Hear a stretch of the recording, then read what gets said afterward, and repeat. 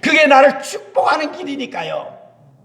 하나님은 야사프의 하나님이십니다. 다시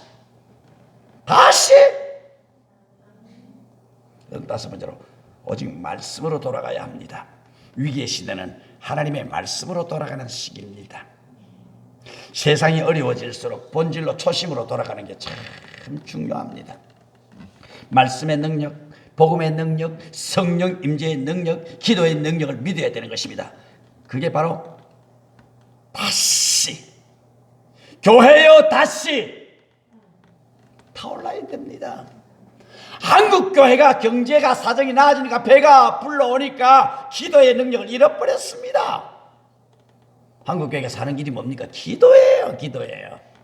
세계 어느 나라에도 없는 새벽기도. 이게 이 민족을 살리는 길입니다. 그래서 지금 한국 선교사들이 지금 들어간 나라마다 새벽기도 운동이 지금 벌어지고 있지 않습니까? 선교사들이 새벽 훈련을 늘 새벽기도 하는 훈련을 받고 산 사람들이니까 선교사로 가고도 그곳에 가서 그냥 새벽기도 운동을 하고 있는 거예요.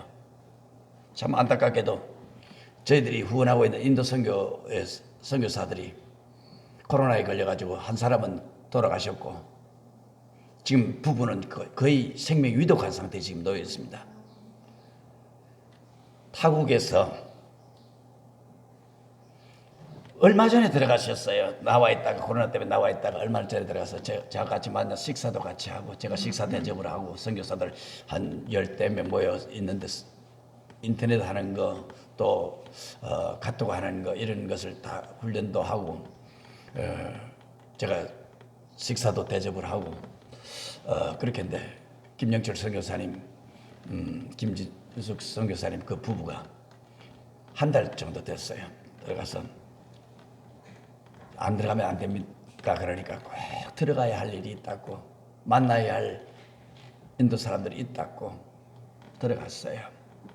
보름 만에 코로나에 걸려가지고 치료약이 없습니다. 인도에는 하루에도 30만 이상이 지금 코로나에 걸리는 게 인도입니다. 그 산골 오지에 병원에 갈 수도 없습니다. 그래서 잘 아는 경찰관한테 부탁을 해가지고 산소통 하나만 좀 구해줄 수 없겠냐고 알아보겠노라고 대답을 하더라는 겁니다. 너무 호흡하기 어려우니까 산소통을 좀 꽂아가지고 산소라도 좀 해야 되겠다는 거죠.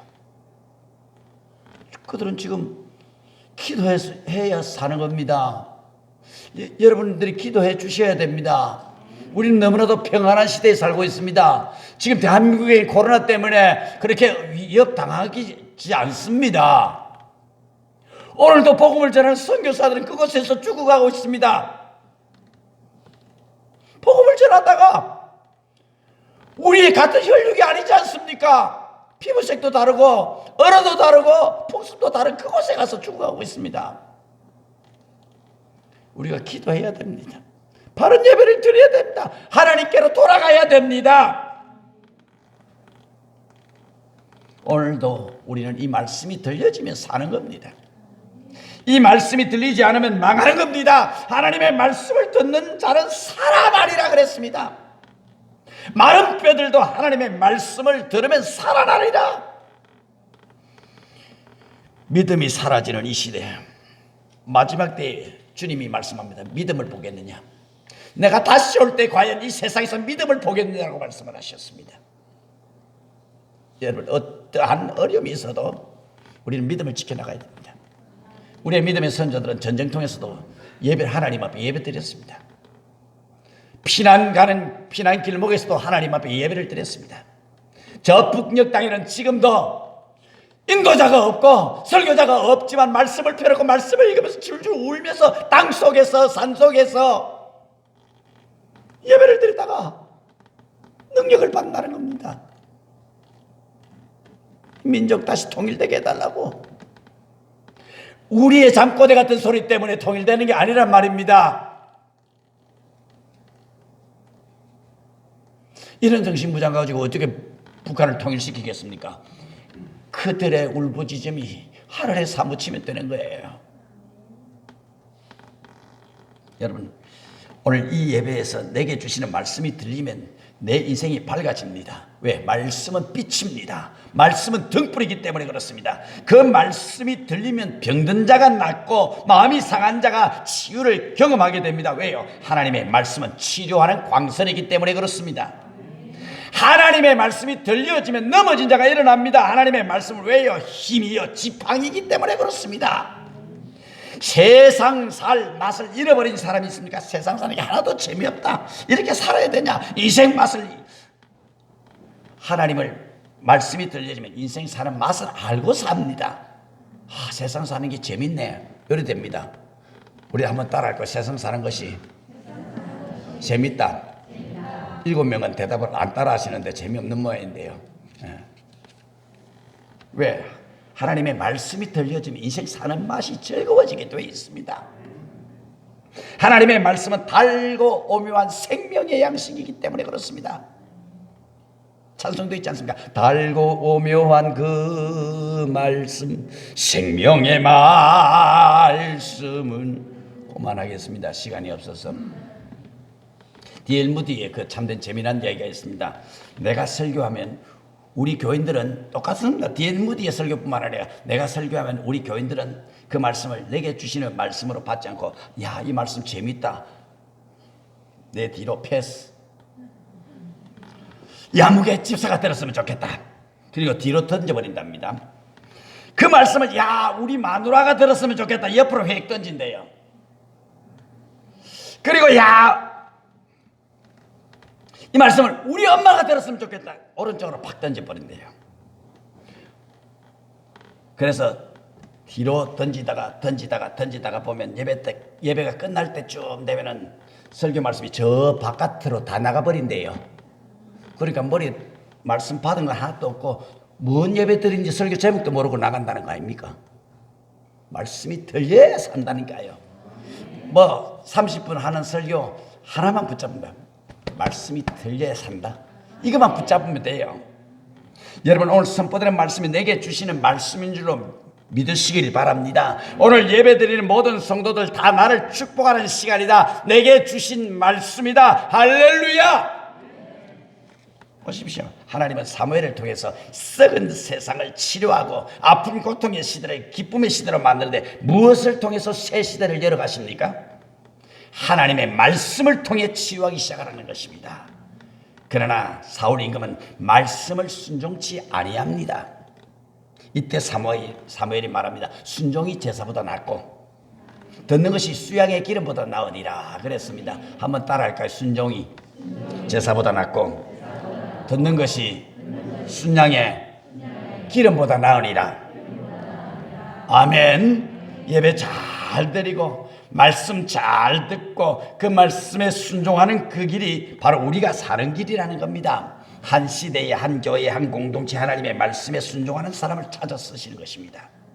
사무엘을 축복하는 많은 말씀들이 성경에 기록이 되어 있습니다. 사무엘상 3장 19절 말씀에 보니까 하나님께서 사무엘이 함께 계셔서 그 말이 하나도 땅에 떨어지지 아니하니라 그랬습니다. 강단에서 선포되는 목사의 말이 우리 교인들의 심장까지 전달되고 땅에 떨어지지 아니하면 교인들의 삶 속에서 기적이 일어납니다. 이 시대 한국 교회 강단의 말씀이 교회를 비판하는 사람들의 발바닥에 짓밟히지 아니하고 땅에 떨어지지 않으면 이 시대에 기적이 일어날 것입니다. 이 민족이 달라질 것입니다. 역사가 새로워집니다. 사무엘의 말씀이 땅에 떨어지지 아니하니라 그랬습니다. 정치인들이 민족을 살리는 거 아닙니다. 백성들을 살리는 거 아닙니다. 하나님이 지켜주셔야 됩니다. 하나님이 보호하사 우리나라 만세입니다. 철없는 어린아이 때에 하나님이 저를 소명을 주신 것 분명합니다. 어릴 때 놀이터가 교회 아닙니까? 그 강단에 올라가고 여러분 뭐 안다고 뭘 안다고 예찬이만 하는 아이가 하나님은 살아계십니다. 아무도 듣는 아이도 없는데 그때부터 하나님은 내게 소명을 주신 것 같습니다. 몇 번 뭐 이야기 있었습니다만은 그러나 다시 한번 확인합니다. 여러분, 우리 앞에 놓여진 넘실대는 요단강이 뭡니까? 홍해가 무엇입니까? 홍해를 건너고 요단강을 건너지 못하고 가나안 땅에 들어가지 못하고 방황하실 때 여호수아에게 하나님은 말씀합니다. 담대하라, 강하라, 내가 너와 함께한다. 두려워하지 말아라. 여러분, 무엇 때문에 두려워하고 낙심하고 절망하고 살아갑니까? 요단강 때문입니까? 홍해 때문입니까? 아말렉 적군 때문입니까? 아닙니다. 하나님이 함께하는 사람은 그 어떤 것도 능히 이길 수 있습니다. 오늘 하나님의 말씀이 나를 치료하는 능력이에요. 질병으로 고통당하는 자들에게 말씀이 들려짐으로 말미암아 치료의 역사가 나타나게 되기를 바랍니다. 문제가 가정이 꼬여있고 어려움 당하고 있는 사람, 말씀이 들려지면 다시 회복이 되는 것입니다. 한 번도 그 말씀을 잊은 적이 없고 놔본 적 없고 기도해서 제거한 적이 없고 늘 말씀을 부여잡고 살아가면 틀림없이 기적이 일어날 것입니다. 하나님이 오늘 저와 여러분들을 이 시대의 이 어려운 때에 여호수아로 우리를 부르셨습니다.